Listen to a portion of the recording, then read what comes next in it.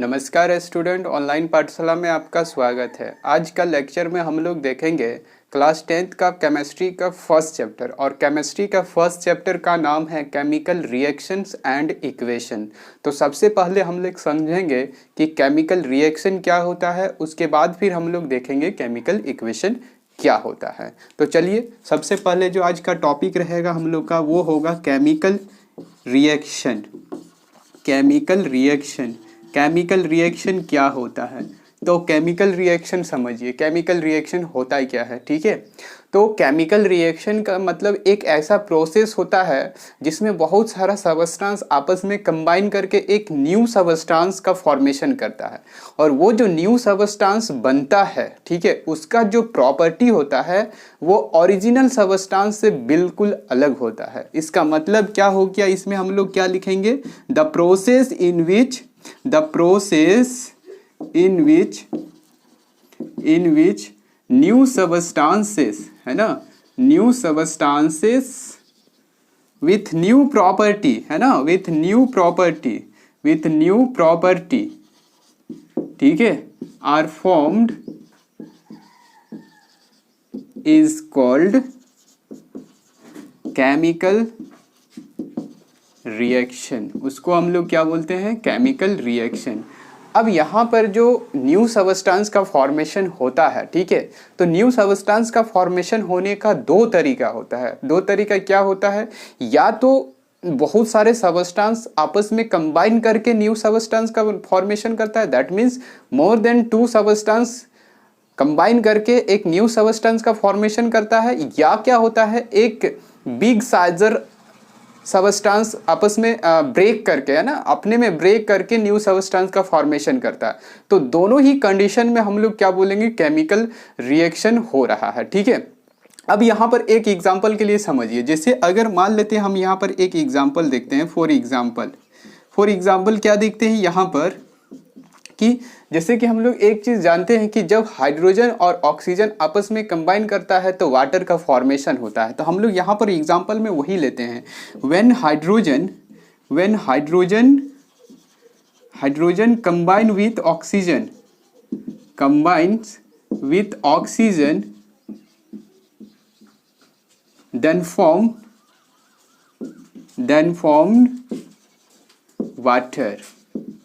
form water।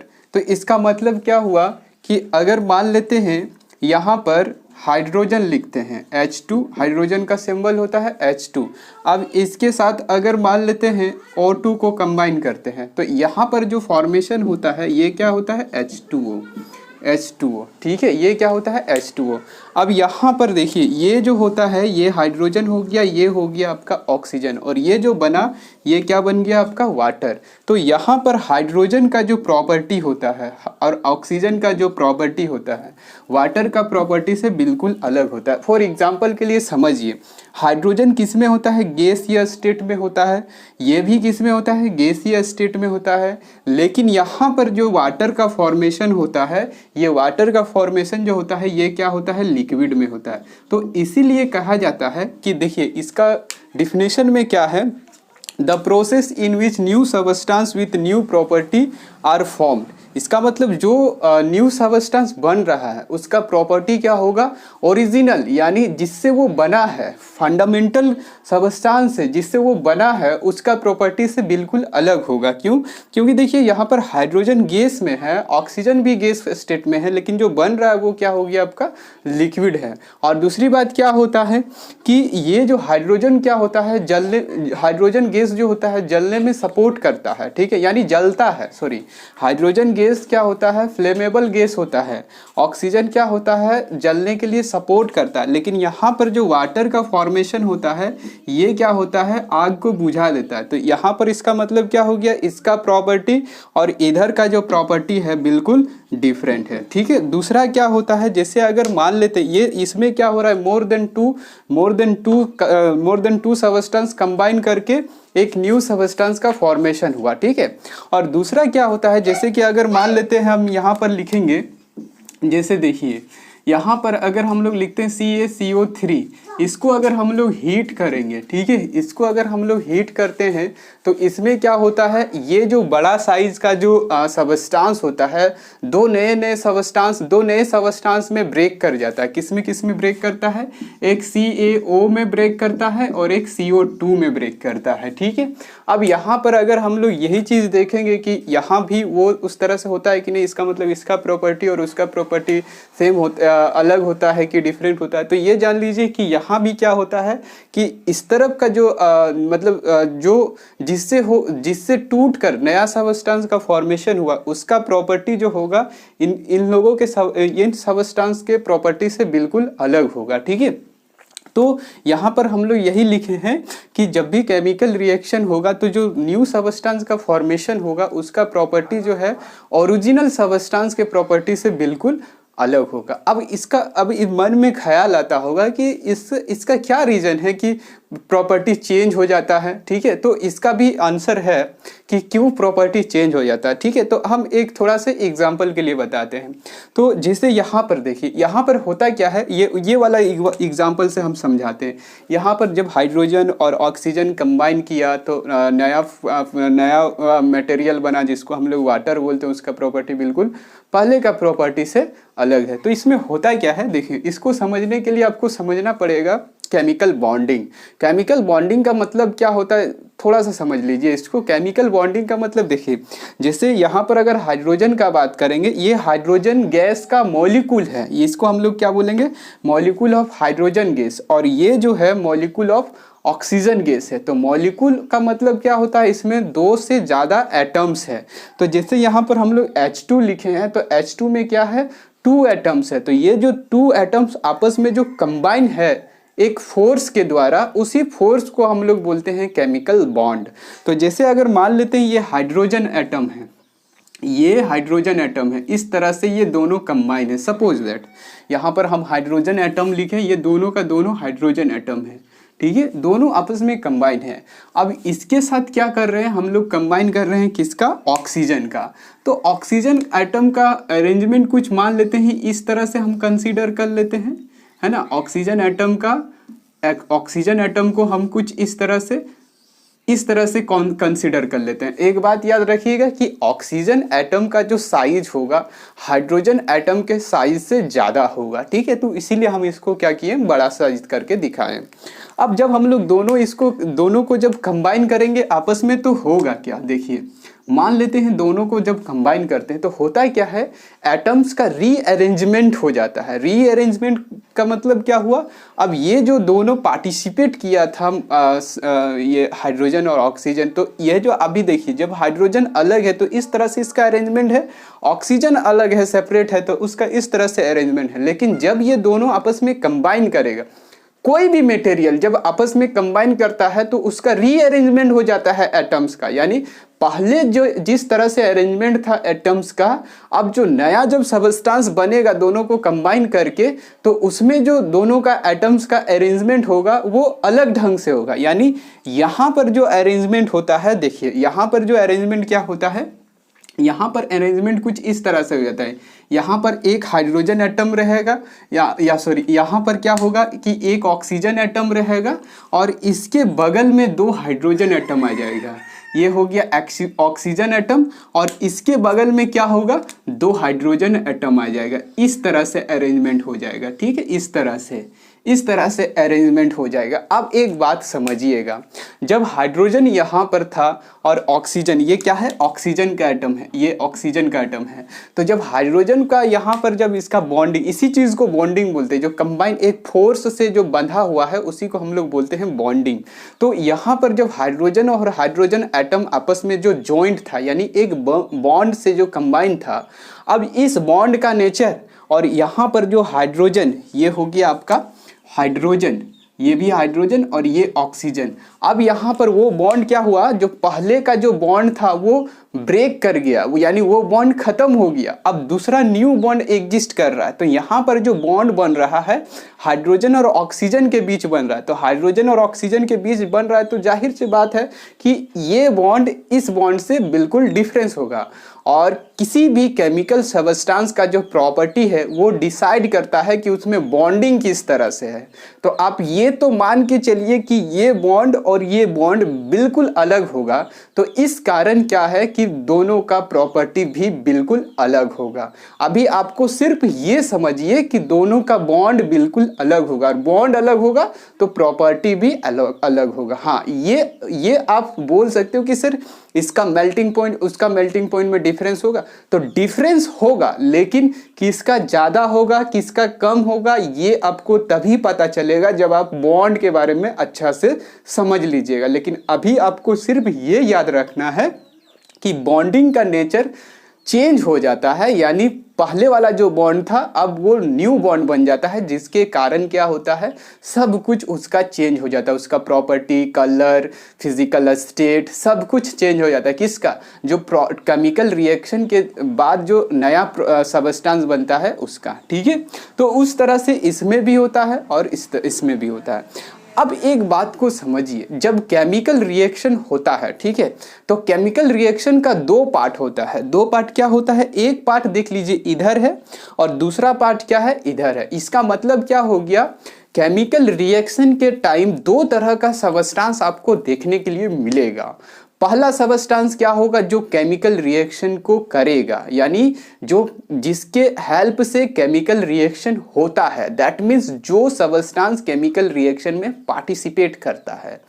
ठीक, और दूसरा क्या होता है कि केमिकल रिएक्शन के बाद, है ना, केमिकल रिएक्शन के बाद रिजल्ट के फॉर्म में एक न्यू सबस्टेंस बनता है। तो दो तरह का सबस्टेंस हो गया, एक जो केमिकल रिएक्शन में पार्टिसिपेट करता है और दूसरा क्या होता है, केमिकल रिएक्शन के रिजल्ट के बाद बनता है। तो जो पार्टिसिपेट करता है उसको हम लोग रिएक्टेंट बोलते हैं, और जो न्यू सबस्टेंस बनता है, चाहे वो एक बने, चाहे वो दो बने, चाहे वो तीन बने, जितना भी केमिकल सबस्टेंस बनेगा वो सारा का सारा किस में चला जाएगा, एज अ प्रोडक्ट। उसको हम लोग क्या बोलेंगे, प्रोडक्ट। तो इसका मतलब ये हो गया कि केमिकल रिएक्शन का दो पार्ट हो गया। एक हो गया आपका केमिकल रिएक्शन का दो पार्ट हो गया, केमिकल रिएक्शन के पास दो पार्ट होता है। एक हो जाएगा आपका, एक को हम लोग बोलेंगे रिएक्टेंट, रिएक्टेंट्स बोलेंगे, और दूसरा क्या हो जाएगा आपका, प्रोडक्ट। ठीक है, रिएक्टेंट एंड प्रोडक्ट, एक्स लगा देते हैं, एक भी हो सकता है, एक से ज्यादा भी हो सकता है। तो सबसे पहले रिएक्टेंट का मतलब हम क्या बताए थे, the substances which take participate in chemical reactions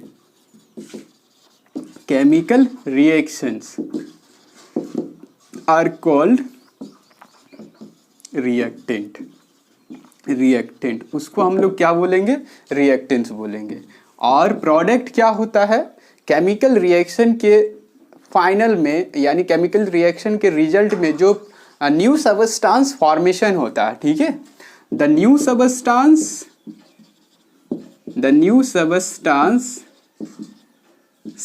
which are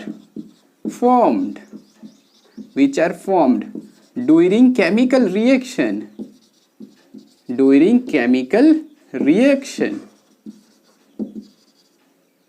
are called product. उसको हम लोग क्या बोलेंगे, प्रोडक्ट। अब जैसे कि हम यहाँ पर फॉर एग्जांपल, जैसे यहाँ पर देखिए ऊपर में जो हम लोग रिएक्शन लिखे थे, वो रिएक्शन क्या था, वो रिएक्शन था H2 plus O2 equal to क्या बना रहा था, H2O। तो यहाँ पर देखिए H2O बनाने के लिए दो सबस्टेंस आपस में कंबाइन किया, यानी दो सबस्टेंस में केमिकल रिएक्शन हुआ। वो रिएक्शन क्या हुआ, ये देखिए। ठीक है, यहाँ पर क्या क्या दो सबस्टेंस है, H2 और O2। तो ये कहलाएगा आपका रिएक्टेंट, रिएक्टेंट्स कहलाएगा और ये आपका क्या कहलाएगा, प्रोडक्ट। ठीक है, ये कहलाएगा आपका प्रोडक्ट। और क्लास 9th में हम लोग 2 थ्योरम पढ़े थे, या थ्योरम बोलिए या प्रिंसिपल बोलिए, 2 क्या बहुत प्रिंसिपल पढ़े थे केमिस्ट्री में, लेकिन 2 प्रिंसिपल बहुत इंपॉर्टेंट है क्लास 10th तक। पहला कि केमिकल रिएक्शन में मास कंजर्व्ड रहता है। मास कंजर्व्ड रहता है, इसका मतलब ये हुआ कि जितना मास का केमिकल रिएक्शन करवाओगे रिजल्ट भी उतना ही मास का मिलेगा। रिजल्ट भी उतना ही मास का मिलेगा, इसका मतलब समझिए, थोड़ा सा समझ लीजिए। अगर आप हाइड्रोजन को लेते हैं 2 ग्राम, ऑक्सीजन को लेते हो 6 ग्राम, तो फाइनल जो वाटर बनेगा आपका वो 2 + 6 करके यानी 8 ग्राम वाटर बनेगा। यानी जितना आप रिएक्टेंट के तरफ मास रखे थे, प्रोडक्ट के तरफ भी मास उतना ही होगा। इससे हम लोग को ये पता चलता है कि during the chemical reaction substances can not be created nor be destroy. इसका मतलब ये हो गया कि आप रिएक्शन करते टाइम अगर आप हाइड्रोजन और ऑक्सीजन को लेते हो तो रिजल्ट भी जो बनेगा वो हाइड्रोजन और ऑक्सीजन के एटम्स का कंबाइन करके ही बनेगा। ठीक है, कभी भी अगर आप हाइड्रोजन और ऑक्सीजन लेते हो तो कभी भी यहाँ आपको सोडियम नहीं दिखेगा, क्योंकि हम लोग यहाँ पर सोडियम लिए ही नहीं, इसलिए सोडियम कभी भी नहीं दिखेगा। ठीक है, दूसरी बात, ये एक पहला प्रिंसिपल हो गया जिसको हम लोग बोलते हैं कंजर्वेशन लॉ ऑफ मास बोला जाता है। दूसरा प्रिंसिपल क्या होता है कि जैसे यहाँ पर देखिए, जब हम लोग हाइड्रोजन और ऑक्सीजन का रिएक्शन करवाएं तो वाटर बना, हर एक बार ऐसा नहीं होता है। अगर आप इसका रेशियो 1:8 नहीं लेते हो, हाइड्रोजन और ऑक्सीजन का रेशियो अगर कंबाइन करने का रेशियो अगर 1:8 नहीं लेते हो तो ये वाटर नहीं बनेगा, दूसरा कुछ बन जाएगा। ऐसा नहीं है कि सिर्फ वाटर ही बनता है, दूसरा कुछ भी बन सकता है ना। हाइड्रोजन परऑक्साइड भी बन सकता है, लेकिन एक अगर डिफिनिट रेशियो से उसको कंबाइन करवाओगे तो एकदम याद रखिएगा कि वो जिस रेशियो का है वही बनेगा। जैसे वाटर बनने का रेशियो 1:8 है, तो अगर आप हाइड्रोजन और ऑक्सीजन का रेशियो 1:8 करते हो तो वो हमेशा क्या बनेगा, आपका वाटर ही बनेगा। ठीक है, अब इसका मतलब क्या हुआ कि during the chemical reaction the substances are combined with a fixed ratio by mass. ठीक है, during the chemical reaction the substances are combined with a fixed ratio by mass. इसको हम लोग बोलते हैं लॉ ऑफ प्रोपोर्शनल, है ना, law of proportion बोलते हैं। ठीक है, केमिस्ट्री का 2 लॉ हम लोग देख लेंगे, कंजर्वेशन लॉ ऑफ मास और law of proportion, definite proportion बोलते हैं। ठीक है, ये क्लास 9th में था। अब हम एक और एग्जाम्पल लेंगे और उससे समझेंगे केमिकल रिएक्शन के बारे में।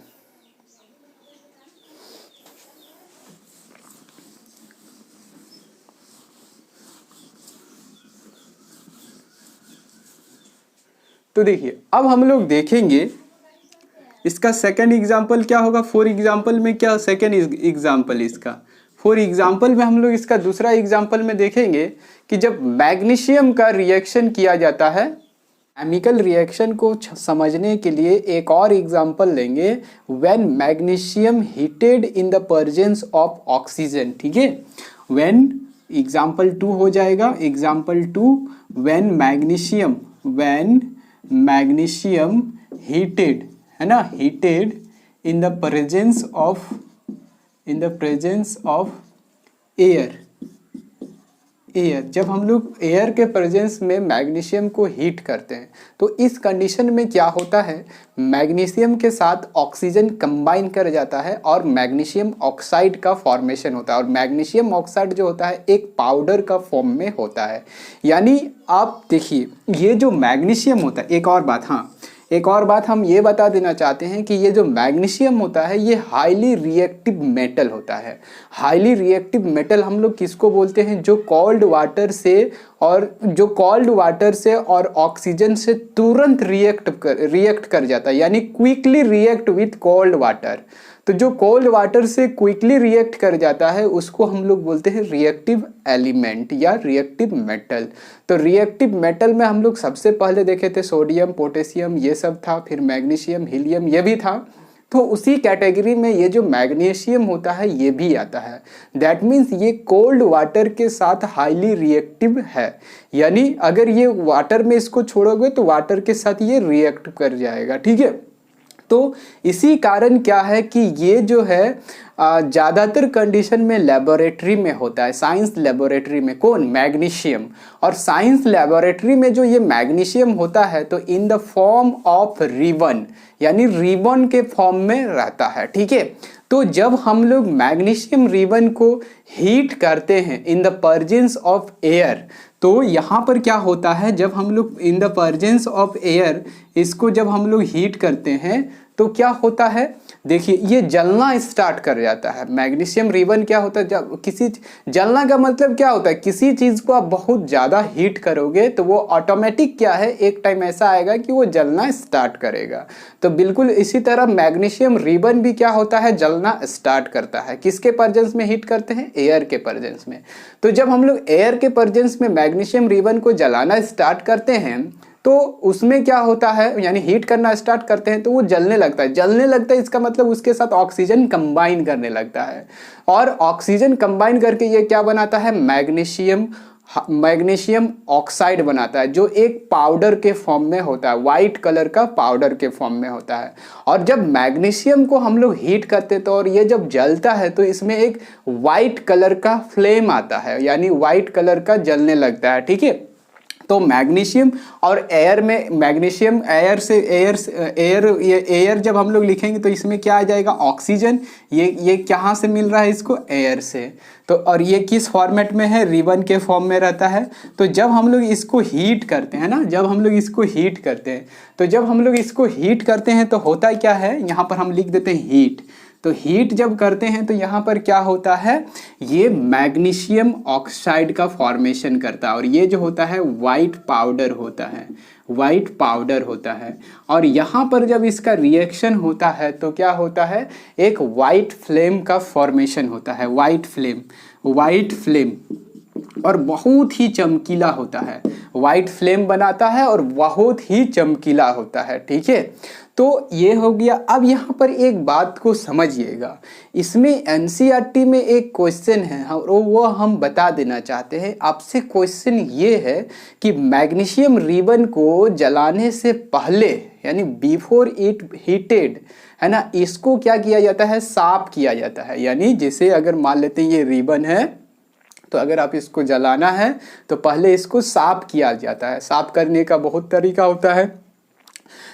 एक आता है रफ पेपर आता है, उससे रगड़ के इसको साफ किया जाता है। अब ये क्वेश्चन ये है कि इसको साफ क्यों किया जाता है, तो साफ करने का पीछे ये रीजन है कि देखो अभी हम क्या बताएं कि मैग्नीशियम जो होता है हाईली रिएक्टिव मेटल है, और हाईली रिएक्टिव मेटल का मतलब क्या बताएं कि ये कोल्ड वाटर, यानी दैट मीन्स ऑक्सीजन के कम परसेंटेज में भी ये ऑक्सीजन के साथ रिएक्ट कर लेता है।